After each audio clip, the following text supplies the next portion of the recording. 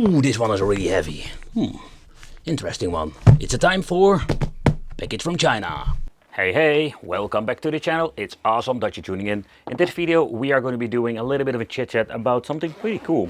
So this is a tiny laptop that actually had the potential to play all kinds of games, emulation, and we can do some browsing or just a simple office work. This is a product that I found really intriguing because of the I wouldn't say the specs itself only, but it is not like an AMD Ryzen powerhouse. It comes with a low power chip like the N150. That is an interesting chip because I must say the performance wise this is quite interesting. At least I tested out the N100 a couple of times, but when you're having the Piccolo Series 81X, this is let's say a tiny device that has like a lot of potential. In here we're getting a very nice, let's say protecting case with a power supply.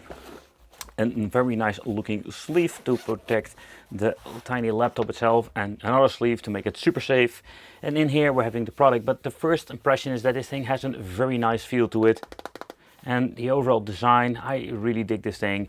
The way how this actually works is you can actually have like multiple purposes for this. So if you want to use it for just a simple gaming, if you want to use this for emulation, we can all do it, and that's what we're going to be focusing on today.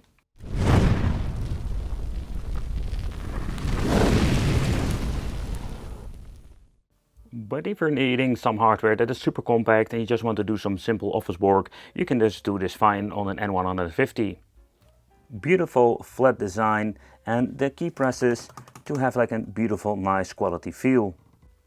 The hinges are in superb quality, but also have the option to flip the screen, and this way we can just use this thing for example watching movies.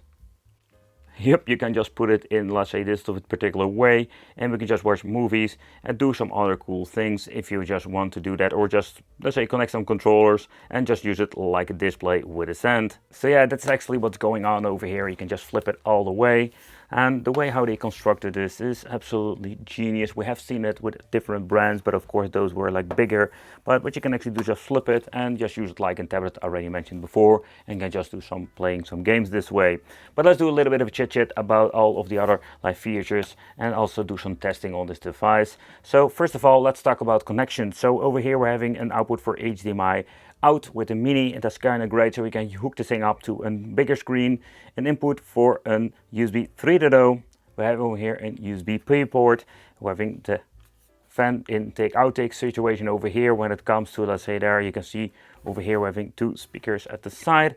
We're having an input for microSD card, another USB port, and we're having over here a headphone jack. At the bottom we're finding these very nice tiny rubber pads over there, and I must say if you're going to be putting it on your desk, it gives like this very nice stable way. You can just put it there. You do need to hold it in place because when you're going to be looking into the hinge of this thing, it does have like a very nice resistance, and this way we can just put it in all kinds of positions on what you actually want to do. However, you can just boot it up over here, and this way we can just start up the machine. There's an LED indication over there. It's very difficult maybe to see on the recording, but it indicates if this thing is powering on or if you're going to be charging it. Yeah, so we're going to be charging it, by the way. The adapter is just a 12 volt, but it's kind of interesting. You do have like a normal USB-C, and I'm going to be plugging this thing in here.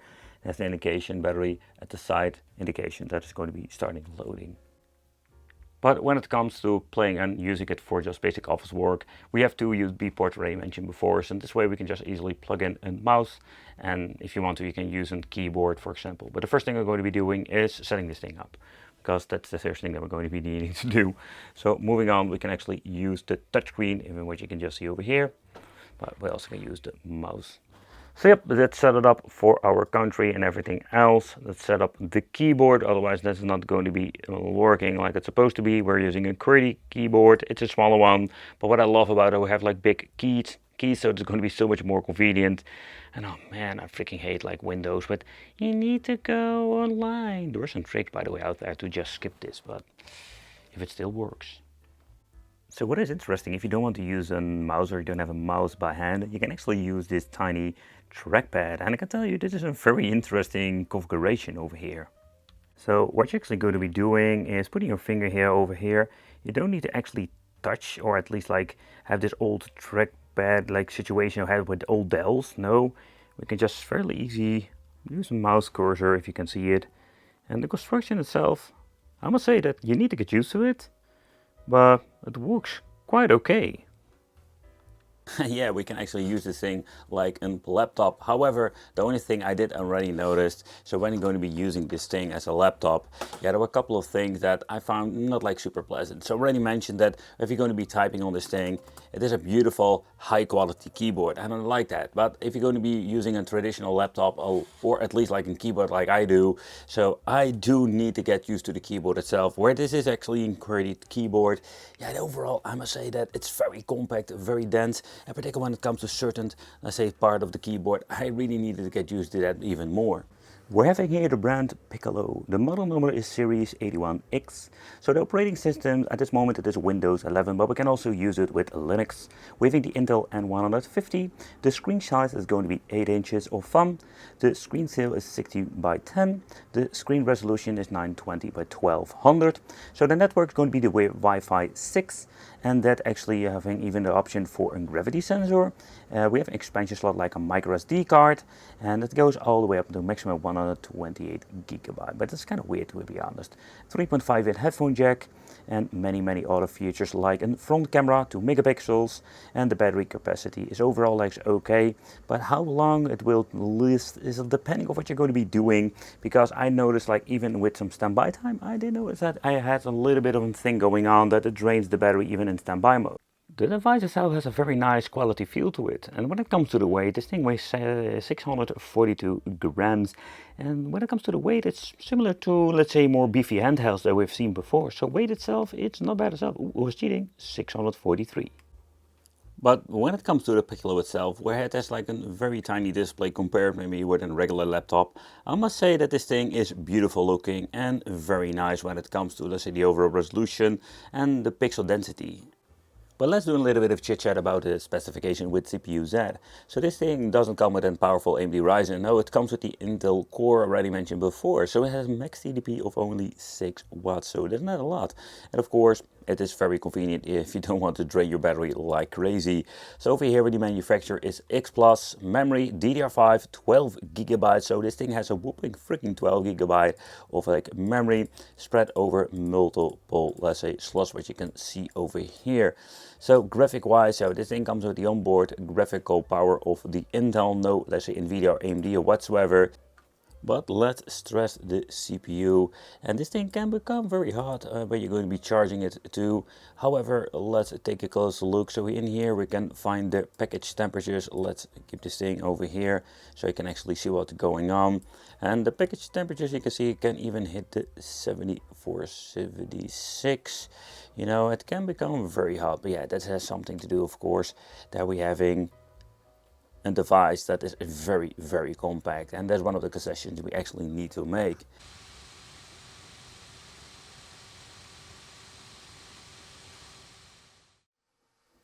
And so far it's going to be hitting 86 Celsius, and I think that's actually the max that we're going to be hitting. Yeah, but beside that, this is actually what we can expect with such a compact device. Okay, so the first thing that we're going to be doing is have a lot of fun with this, simply because we can use the touchscreen device, and I think that's one of the coolest features of this. So let's switch it over and let's play some games. So you can also just do some random browsing. So the sensitivity of the display is absolutely amazing. I must say, then when it comes to that, I already missed out the first freaking fruit, but it's more like a personal thing. Come on.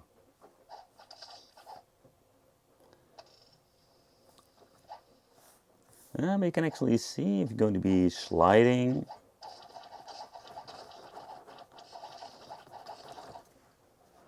Touchscreen rise, yeah, this seems to be working just fine, but I do need to press very hard because of the, let's say, resistance of the freaking screen itself.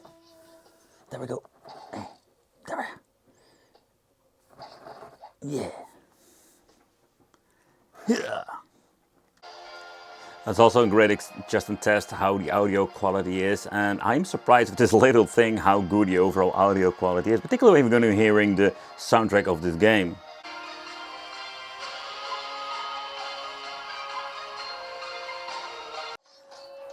So it was a lot of fun, you know, just messing with these touchscreen games. Let's see how accurate and how good this actually works out, because we're just playing on a way tinier screen than normal. But so far I don't have any problems when it comes to this. I find that the display itself is very accurate, and I love it with these, let's say, even low-end chips of Intel, that we can actually play all of these games. No, we can't upgrade. Ooh. So let's see how it is actually works out with some old school games. Let's see how accurate it is. If I can still have some struggles with the accuracy. And that was more my mistake, of course. But so far this thing is quite accurate. And if you just want to play some old school touchscreen games, it's going to be a lot of fun. I think that's one of the fun features. And of course you can just browse the internet, but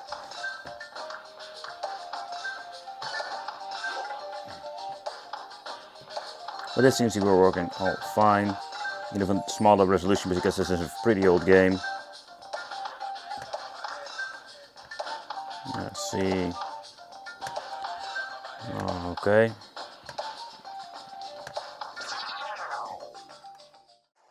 So moving on to some old school games, or indie games at least. You can play these just fine on, let's say, a tablet like this. The N150 Intel is quite a powerful chip for, let's say, a really low TDP when it comes to that. And I think it's absolutely a lot of fun. And also in this case on Blast to the Past with Sonic Mania, which you can actually all do with this.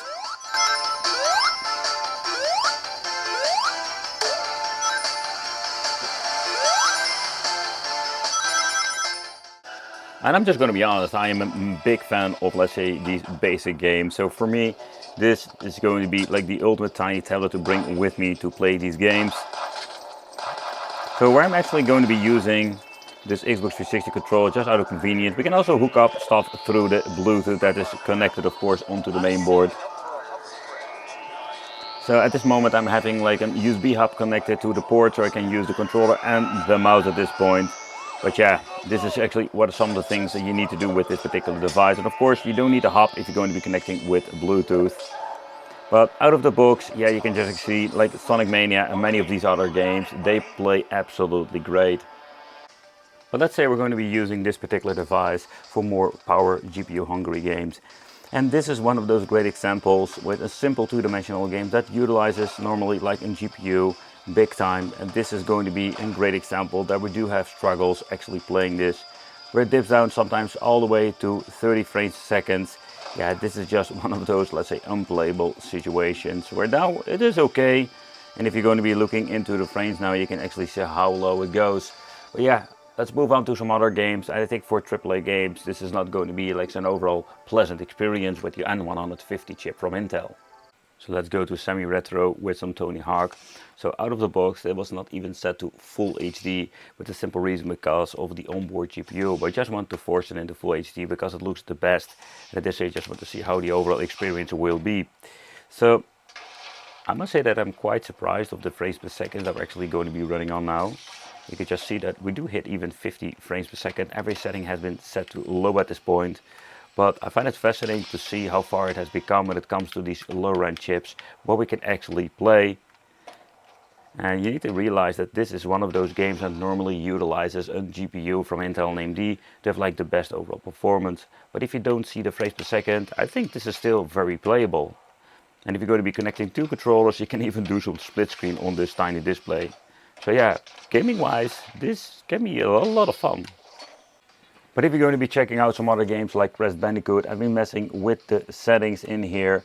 And yeah, you can just see that it runs only on 50 frames per second. That's absolutely horrible. So let's go to the system options. Let's go to the graphic, cool stuff. And here 1280 by 720, it's still up to 52. That's one of the things this screen does. Nevertheless, if you're going to be looking into the game, yeah, this is just going to be completely unplayable. And I think this is just one of the problems we're going to be facing if you're having such a low power. You see everything has been set to off or low, whatever. And I think there's a little bit of a downside. So it's absolutely amazing to see that we can actually run it. But with this N150 chip, I think that is one of the downsides. It's just not powerful enough to run all of the games on full speed. So this is what you can do when it comes to, let's say, basic indie games. If you want just have an old school touchscreen that I love to play, or if you want to get into some AAA game or more, let's say, GPU hungry games, there are still possibilities there. It's absolutely amazing to see what you can do. But how about emulation? So we have different ways to actually play. In this video, we're going to be checking out this PeerPrit. This is like a plug and play solution, a very tiny USB stick. You also have bigger size like hard drives, but you just plug it into the device itself, and this way we can just play retro games. Well, let's see how far we can push it, and let's play a couple of games for fun.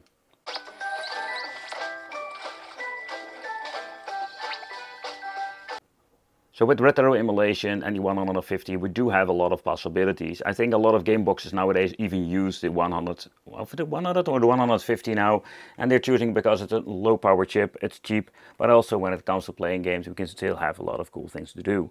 However, PlayStation 3, I would not really go for that. You need the more power for, let's say, that kind of system. But if you want to get into some old school arcade, if you want to play some 8-bit, 16-bit, that can be run just fine. Or if you just want to play some N64, yeah, we do have like limitations there, but not to the point that we have seen with the cheap game boxes that we can't actually play anything. We do have a lot of cool stuff that you can play out of the box. So even if you can play some indie games, some AAA games, out of the box you can just play a lot of, maybe thousands of different retro games. But if you're going to be looking into what you can do with this, it's absolutely crazy. You can just actually see that we do have, let's say, the option to just play on this big screen with an HDMI plug and play solution. Yeah, we can use a monitor, everything, television, and I think this is a very cool, appealing thing. So you can use this thing for just gaming, but also if you want to work on the big screen, we can actually do that. Okay, so one thing I maybe need to do is going to be setting up the audio that is going to be through the HDMI, because out of the box it will only send out the HDMI signal display or the screen itself and not the audio.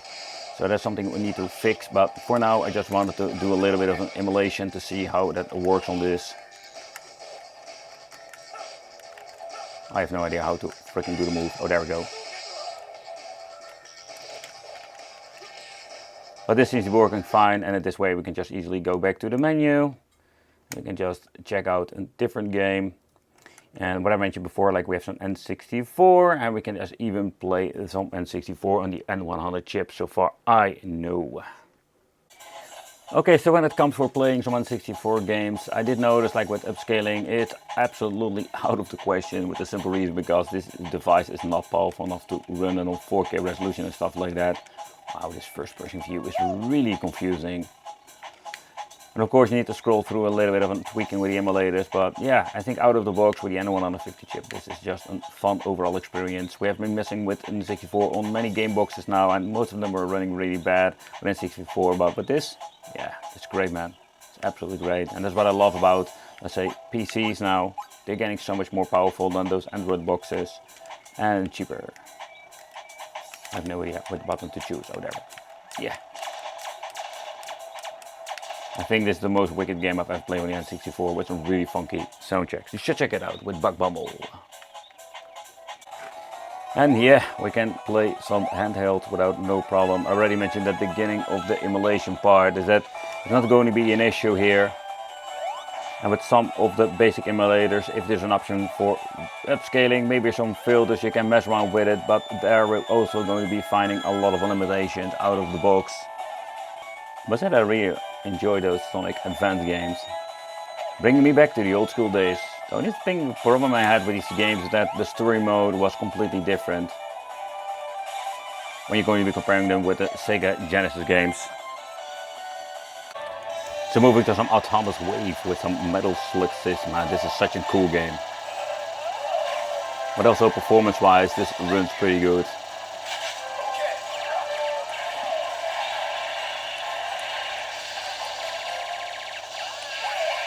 How many freaking grenades do this freaking van need? So moving on to something more demanding, and this is the Sega Saturn. And you know, you can always tweak with, let's say, emulators with the Beetle, Yabash and Shiro to see how much performance you can squeeze out of this device. But you know, I noticed when it comes to these, let's say, low-end chips, we could still have a little bit of struggles with some of these games. You can see that it runs on 30 frames per second. GPU is going to be used for 94, 95. So I'm guessing it's not utilizing the CPU, GPU combination perfectly, but yeah, this is what we're getting. Maybe we can have a little bit of more say you can squeeze out a little bit more power here and there, but you know, the overall performance, it's not that great when it comes to Sega Saturn. It's quite a difficult emulator to actually run, but this is actually through Windows itself. Maybe with Bottasera we can have like an overall better performance, but that is what we're going to be getting with the low-end chips. But with Sega Dreamcast and the Redream emulator, I just wanted to see what's the maximum we can get, and you can see some frame dips going on, but you know, we're running now on the 1080p rendering resolution. It looks absolutely amazing with this. And of course you can do a little bit of tweaking with every single game, but you know, even with such a low-end power chip, we can just even do some upscaling with Sega Dreamcast. I love the Redream emulator. Such an amazing thing that it created. It's always fun to mess around with these things to see how far we can push it, but unfortunate with 720p, no, I don't want to quit the emulation. So let's do the graphical shenanigans and let's see. Let's go with 720p. It's not going to be having a great performance there, so let's go setting it on the normal resolution. Maybe with this way we can just actually have better performance, but it's going to be struggling, you know. Normally it doesn't have a problem, of course, depending what kind of game you're choosing, but let's get into the gaming. The device has been running for some time. I just wanted to check it out with S0GX. Sometimes you need to get the Dolphin up and running. So native resolution, normally I would think the N100 had the option to actually play on high resolutions. Of course, depending on what kind of game you want to play, but that maybe to do of the, it's very tiny format with a low DDP that we have like the problem with this. But in the end, yeah, just play a little bit to see how the overall performance will be. Yeah, it still dips. Ugh.